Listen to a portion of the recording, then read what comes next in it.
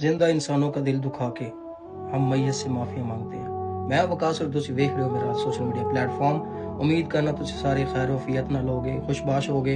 और मेरी अल्लाह तो दुआ है कि अल्लाह ताला दोनों बहुत सारिया नेमत बरकत और बहुत सारी इज्जत ना नवाजे।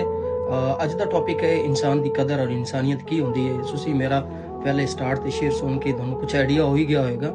तो यार एक तलख हकीकत है, कोई मन्ने नहीं मन्ने, कोई एग्री करे नहीं एग्री करे, एक तलख हकीकत है कि इंसान की कदर दुनिया च कोई नहीं करता। उन्होंने बड़े बड़े पुठे नामों तो बुलाया जाएगा, बड़े बड़े डिफरेंट तरीके नाल बिहेव किया जाएगा। उनकी वो कदर जिहड़ी उनकी कदर करनी चाहिए वो कोई भी नहीं करता।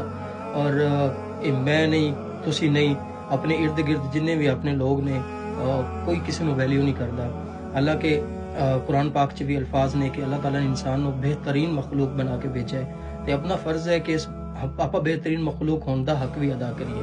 सो जिले कोई इस दुनिया तो चला जाता है, जिले उनका सफ़र खत्म हो जाता है, अगली जिंदगी शुरू हो जाती है, तो फिर अपन बड़ा याद आता है यार। कहते हैं यार एक लेट्स सपोज मैं अपनी एग्जाम्पल ले लेना कि वकास होंदा सी यार, वो सारे नाल बहुत अच्छा सी, लाइक वो ऐसी उनकी जिन्नियां भी बुराइयां होंगी कोई भी नहीं कर रहा होगा यार। उन्होंने हर कोई दुआवां दे रहा होगा, उनके वास्ते हर कोई दौड़ ला रहा होगा, नहीं नहीं इंज करना चाहिए, इंज करना चाहिए।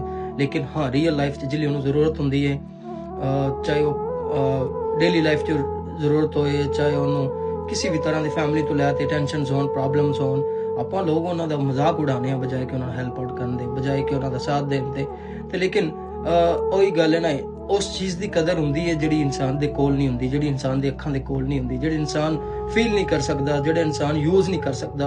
और लेट्स सपोज एग्जांपल ले लैने जी, एक बंदा है साइकिल वाला, उन्होंने बहुत कदर होएगी मोटरसाइकिल की। अगर मोटरसाइकिल वाला उन्होंने गड्डी की कदर होएगी, लाइक एक दुनियावी एग्जांपल की गल करिए तो इस तरह जिंदे कोल गड्डी है उन्होंने भी कदर उस तरह से नहीं होएगी, वो अगली गड्डी का सोचेगा। सो इंसानी फितरत है, इंसान को जिहड़ी चीज़ होंदी है उनकी वो वैल्यू उनकी कदर नहीं करता।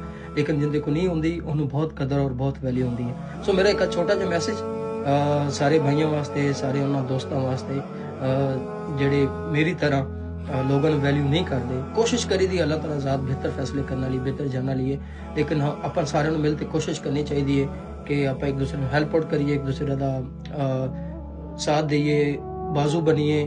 किसी ने किस तरह की जरूरत है उनका मजाक बनाने की बजाय अल्लाह ताला की ज़ात ही राज़िक खालिक मालिक है, वही सारा कुछ करना लिए। पर अल्लाह ताला ने इंसान को एक वसीला हिला बनाया होंदा है। सो बजाय कि इंसान इस दुनिया तो चला जाए, फिर उनके वास्ते खदमात भी, उनके वास्ते यह हो रहा, देगा बन रही ने, लंगर हो रहा, like it's not make sense. I am really so sorry. सो गल है कि जेड़ा करदा इस गल एग्री कमेंट च जरूर दसे। अपना रखो ख्याल, अपने इस चैनल का भी मिलने नहीं।